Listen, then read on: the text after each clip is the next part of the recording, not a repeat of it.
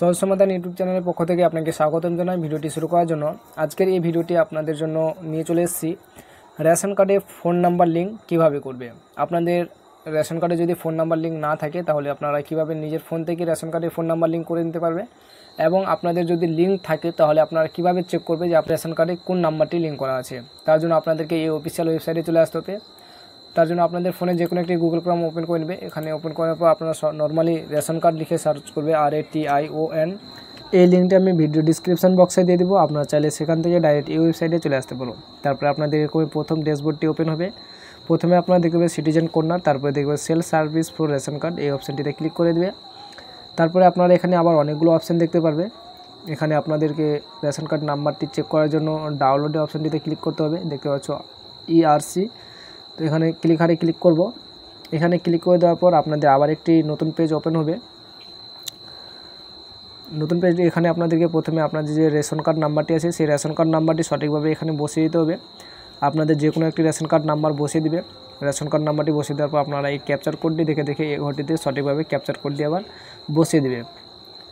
Capture কোডটি সঠিকভাবে বসিয়ে দেওয়ার পর আপনারা সার্চে ক্লিক করে দিবে।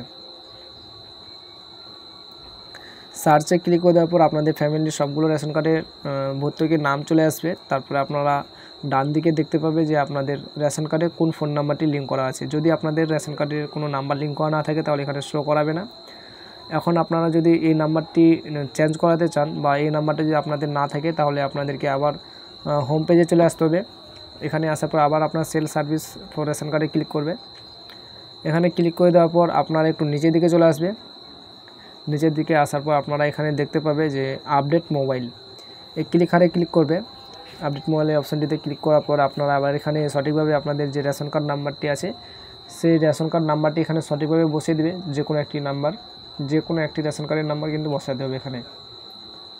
তারপর আপনার সার্চে ক্লিক করে দেবে। যে নাম্বারটি বসেছো তার রেশন কার্ডের যে নাম আছে সেই নামটি চলে আসবে। এখন আপনাদের দেখতে পাচ্ছি যে আধার নাম্বারের শেষ 4টি সংখ্যা, এই আধার কার্ডে যে ফোন নাম্বারটি লিঙ্ক আছে সেই নাম্বারটি একটি SMS যাবে। তার জন্য আপনারা এই ঘরটিতে টিক করবে, তারপরে সেন্ড OTPতে ক্লিক করবে। সেন্ড OTPতে ক্লিক করে দেওয়ার পর আপনাদের যে আধার কার্ডে যে ফোন নাম্বারটি লিঙ্ক আছে সেই নাম্বারটিতে একটি 6 সংখ্যার OTP চলে গেছে। সেই OTPটি আপনারা এই ঘরটিতে সঠিকভাবে বসিয়ে দিবে। সঠিকভাবে OTPটি বসিয়ে দেওয়ার পর একটু ওয়েট করে নেবে, অটোমেটিক OTPটি নিয়ে নেবে। তারপরে আপনাদের এরকম আবার সম্পূর্ণ লিস্টটি চলে আসবে। আপনাদের রেশন কার্ডে যে ফ্যামিলি আছে আবার যে নাম্বারটি লিঙ্ক ছিল সেই নাম্বারটি এখানে শো করাবে। যদি কোনো নাম্বার লিঙ্ক না থাকে তাহলে নাম্বার শো করাবে না। এখন ফোন নাম্বার চেঞ্জ করার জন্য আপনারা একটু নিচের দিকে চলে আসবে। নিচের দিকে আসার পর প্রথমে দেখতে পাবেন ডিলিং এক্সাইটেড মোবাইল, তো আমরা এখানে ক্লিক করব না, অ্যাড নিউ মোবাইল নাম্বার এখানে আমরা ক্লিক করব। দ্বিতীয় অপশানটি দেখতে পাচ্ছ অ্যাড নিউ মোবাইল নাম্বার, আমরা এখানে ক্লিক করে দেবো। আপনারাও এখানে ক্লিক করে দেবে। তারপরে আবার একটু নতুন একটা অপশান চলে আসবে। এখানে আপনাদের যে ফোন নাম্বারটি অ্যাড করতে চাইছো সেই ফোন নাম্বারটি এখানে সঠিকভাবে আপনারা বসিয়ে দিবে। ফোন নাম্বারটি এখানে সঠিকভাবে বসিয়ে দেওয়ার পর আপনারা সেন্ড OTPতে ক্লিক করে দেবে। সেন্ড OTPতে ক্লিক করার পর আপনাদের ফোনে 4 সংখ্যার একটি OTP চলে যাবে। যে ফোন নাম্বারটি বসিয়েছো সেই ফোন নাম্বারটিতে 4 সংখ্যার একটি OTP চলে যাবে। সেই OTPটা আপনারা এই ঘরটিতে আবার সঠিকভাবে বসাতে হবে। সেই OTPটি সঠিকভাবে এই ঘরটিতে বসিয়ে দেওয়ার পর অটোমেটিক রিফ্রেশ হয়ে যাবে। আপনারা দেখতে হবে ইওর ডাটা সাকসেসফুলি আপডেট, তো আপনাদের যে ফোন নাম্বারটি লিঙ্ক করলে সেই ফোন নাম্বারটি সঙ্গে সঙ্গে কিন্তু আপডেট হয়ে যাবে।